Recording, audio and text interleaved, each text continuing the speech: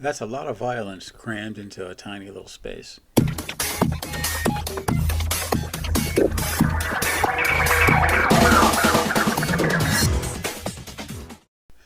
Hi, I'm Mark, and this is Subliminal Network. I make art and comics, and thanks for watching. Remember to hit like and subscribe and to leave your feedback in the comments. I post art daily, 5 days a week on Instagram, Facebook, and Twitter, and this is a roundup of some of that work in case you missed it, with a little more detailed description added. You can read my Una the Cave Bunny comics free at radiocomics.com, and my one-shot comic called Searchers is available at burningstarcomics.net. Visit my Patreon page if you'd like to support my work, and I hope you do. There's a growing gallery of art and comics to see and enjoy. All these links are in my description and bio, so please watch till the end so you don't miss anything. I don't draw dragons nearly as much as I want to. So in this case, I just started drawing this dragon, and I really wanted to make it just super intense. So, I don't know, my idea was to make it just the meanest looking thing that you've ever seen. And he's methane fueled. So he stinks to high heaven, but you know, see if he cares. He's just completely evil and terrible and dangerous. Now, I posted the dragon first so that within the same picture there's this girl that I drew, and I didn't want anyone distracting from the dragon, so I cropped it and posted that first. And the next day I posted this half of the picture. See how their eyes are pointing towards each other?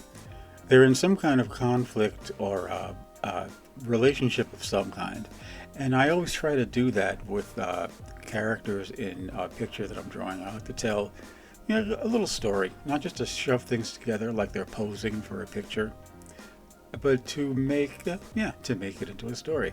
And here is the whole picture, so you can see all the elements together. I might go back in there one day and put some kind of background to just sort of add a little more solidity to the picture. But this is one of the things that happens, you know, when you're always teaching yourself to draw. I mean, you can learn a lot about it, but you're always teaching yourself. So whenever I'll draw a picture, I'll take a look at it and say, you know, could I do something better? Could I have done something better in the drawing itself? How can I improve the picture, you know, as it is? And one of the hardest things to do is to know when to leave a picture alone.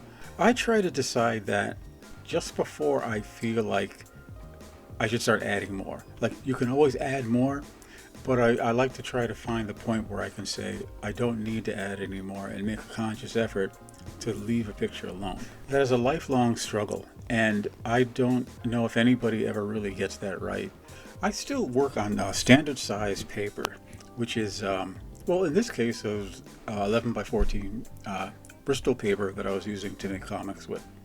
So, you know, oftentimes I'll get a larger size pad and trim the paper down to get the proper size, and I end up with a lot of small scraps of paper.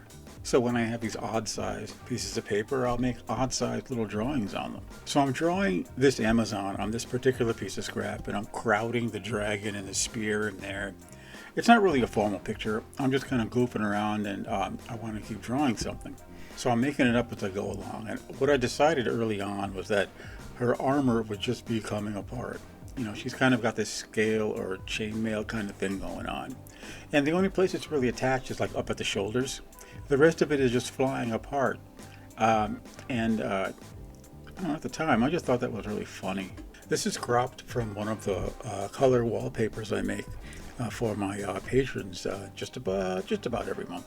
Now, usually I draw these cave bunnies in kind of tropical jungle kind of environments, and this time I just thought I'd switch it up and make them Arctic bunnies. Here's a view of the entire wallpaper. It's nice to kind of change your characters out, like I said, take them out of the tropics and put them into the Arctic. I just demanded a whole kind of new, different way of thinking about the colors that I was putting in, and I wanted to do something a little different with some of the lighting, just to kind of make it get some contrast going, to make it look like it's a cold picture, but adding warmth makes the cold parts look even colder. You know, I've been considering doing Una the Cave Bunny comic story where she does go to colder parts of the planet, just to, again, for the same reason, just to change the pace up a little bit.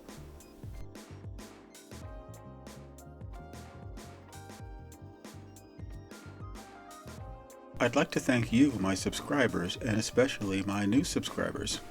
I'm very happy you enjoy hearing something more about the work that I'm doing, and I hope the videos are entertaining, and I really hope you can come back for more.